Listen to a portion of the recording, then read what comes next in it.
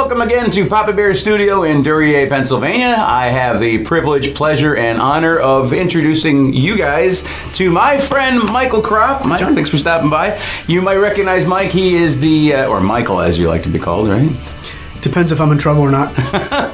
Michael is the bass player of the Monkeephiles, which is the reason I wore my shirt, and also the reason I wore my nice Philadelphia Phillies hat, because Michael is from the city of brotherly love, Philadelphia. Yes. So Michael, tell us, how did you get started playing music? Wow, it's a great question. That's why I ask it. Grew up in a musical household.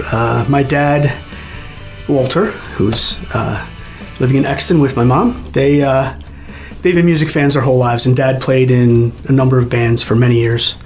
So I grew up with Dad playing piano and guitar and bass around the house. That's a common story, I find. I know. A lot of people that say that they're musicians, they grew up. I didn't grow up in much of a musical household. I grew up in a music listening household. Okay. So that also is very important. Yeah, very much so. Grew up in the pop music, and of course my Aunt Dory, who handed me a stack of Monkees records, which, you know, where that all led. Thank you, Aunt Dory.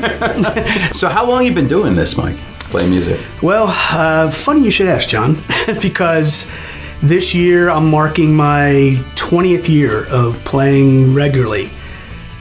Pretty much every Friday and Saturday, you know, give or take, and a lot of weeknights and things like that. So it's been a nonstop tour for about 20 years. That's great. Yeah, it's been great. What does a Michael Kropp show consist of? It consists of me with my guitar and really a microphone and just an amp and singing all bunch of favorite songs that I like to do. I'm a product of the 50s, 60s, and 70s era of music mostly. So I'll cover everything from, say, the Everly Brothers up and through the late 80s and so forth. And I dabble a little past that, but not a whole lot. Did you ever get the crowd singing along? Or? That's the object. Oh, cool. Yeah, that's the object. Sometimes it's a little tougher for singing along. But I try to engage people by getting them to make requests. And we're going to talk about a show I have coming up, but at all my shows I hand out this little doodad. What is that? It's a schedule flyer. Okay. So it has my current schedule here, and then it has contact information at the bottom. But the key to it is the back of it, I have a list of about, I didn't count them, nice, 150 odd songs.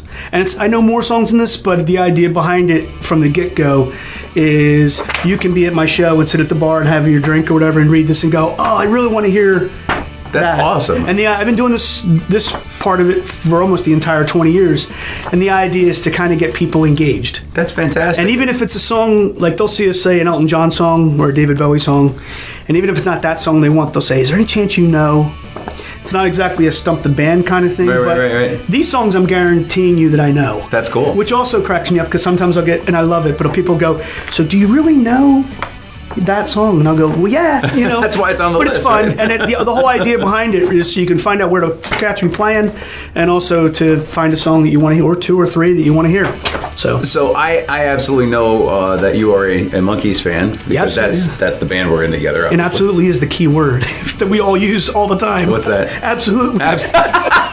As we found out on one of our TV appearances. Yes, this is a funny story, actually, worth mentioning. It is. So we're on PA Live together, and I found myself saying the word, in hindsight, after I watched the replay, the word absolutely about, 6-7 times, something like that. And then he came up right behind me and used it 2 or 3 more times. Right. So the thing was just laden with the word absolutely. So the next time we go in to play on PA Live, I told Michael and Ryan and Paul, I said, listen, we really got to watch ourselves from saying the word absolutely. What is the first word that I use? The first question that Dave asks you, your first word you use is absolutely, and we all just kind of lost it. So look that up. And then Dave Kaharchik, who is no longer on the show, came back and he knew what we were talking about. We told him the story, and what does he say? He's like, absolutely. I know you guys are absolutely excited about doing the thing, and we all started laughing all over again. You can check this. You can check out those clips that are on YouTube of the Monkeephiles on PA Live with Dave Kaharchik, and you'll see that happen. Funny. It was fun. But so, what gigs you got coming up, Michael?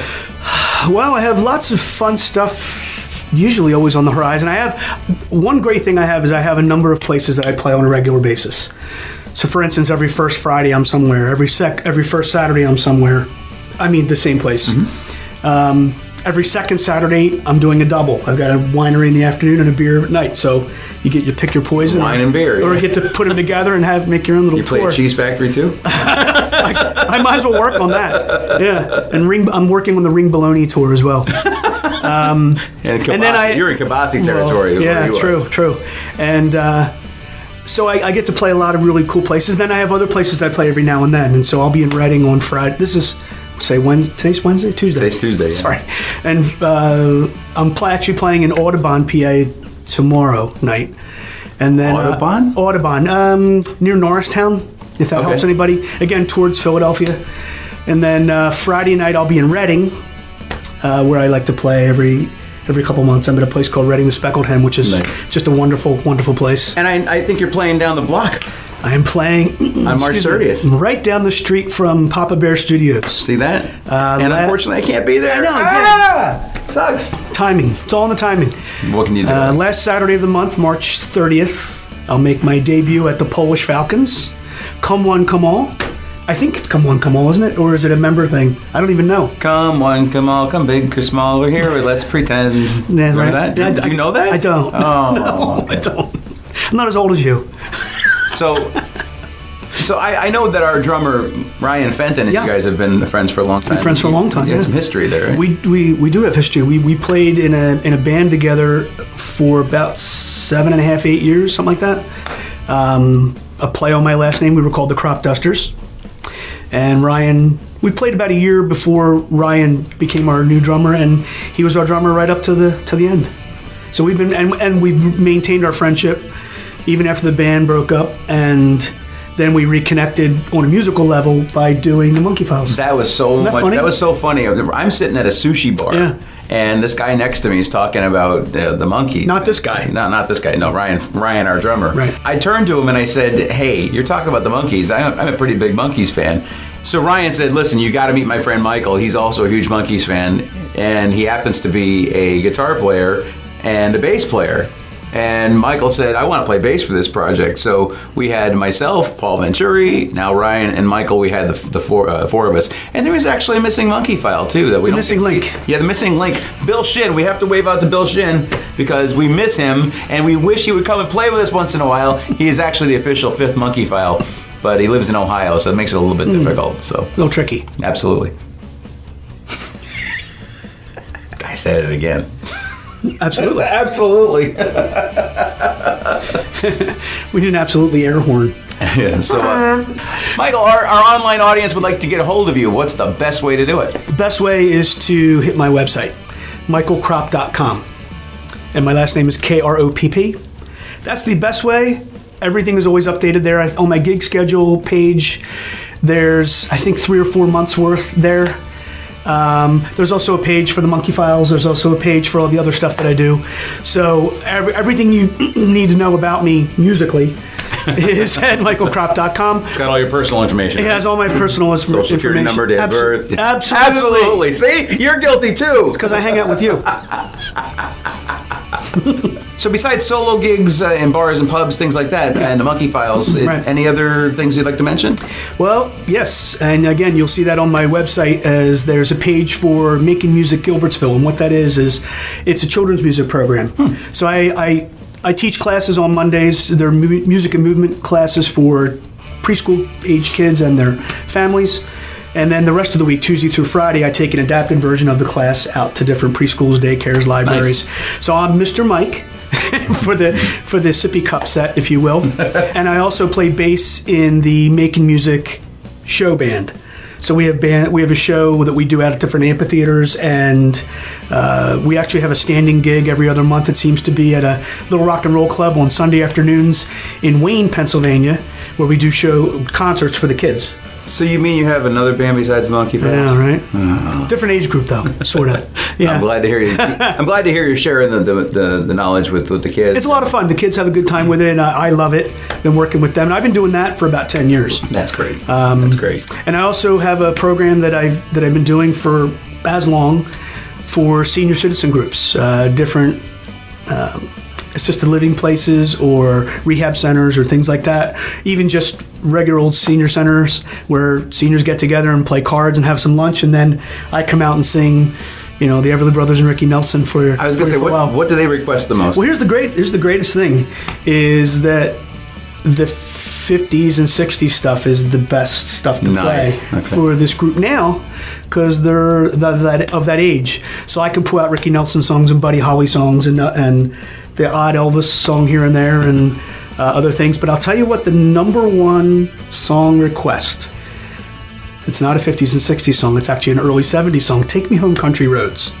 I played a lot myself. That tends to be the biggest request at the senior places, and I'm always happy to play it for those folks. I think that's one of the biggest requests of Falcons, too. Okay, well then... You're in good shape. Then I'm in good shape for that Saturday night. There you go. So I keep really busy. I'm very fortunate to be able to do what I love for a living, and I have a really, really wacky schedule, as a lot of us do. So I'm always on the road or somewhere, but the beauty of it is most of what I do is within a half an hour ride. Most of it, and then I have other stuff. Us. Well, yeah, except for you guys.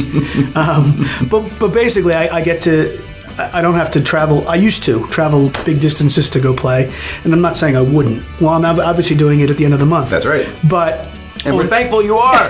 But talk to me the next day and see if they're still happy that they had me. But, Ronnie, if you're watching, listen to this. And then I meant for them to be happy, not me. I know I'll be happy. And then, but most of what I do is in the area where I live, in Limerick, Pennsylvania. Well, a lot of talk about what you do. Let's hear some of it. Okay. Well, thank you for having me. Thanks for being here. All right. Michael Kropp. MichaelKropp.com, Making Music Gilbertsville. Check him out, and check him out here on Papa Bear Studio, and thanks for stopping by.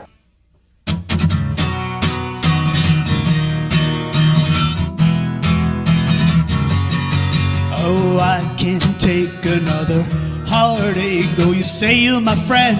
I'm in my wit's end. You say your love is bona fide, but that don't coincide with the things that you do. And when I ask you to be nice, you say you gotta be cruel to be kind, in the right measure. Cruel to be kind, it's a very good sign. Cruel to be kind means that I love you, baby. You gotta be cruel, you gotta be cruel to be kind.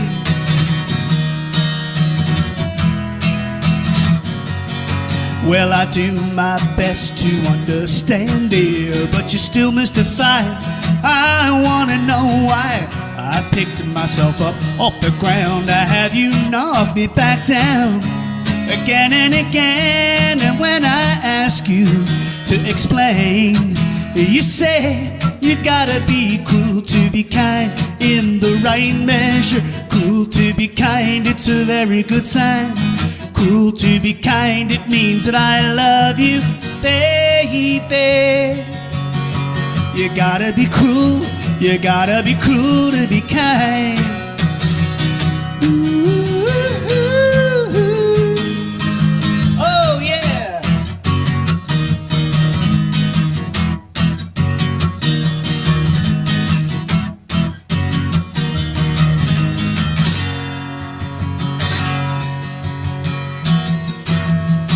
Well, now I do my best to understand it, but you're still mystifying. I wanna know why I picked myself up off the ground to have you knock me back down again and again. And when I ask you to explain, oh, you say you gotta be cruel to be kind, in the right measure. Cruel to be kind, it's a very good sign. Cruel to be kind, it means that I love you, baby. You gotta be cruel, you gotta be cruel to be kind, or in the right measure. Well, it's a very, very, very good sign. It means that I love you, baby. I said, baby, and baby, you gotta be cruel to be kind.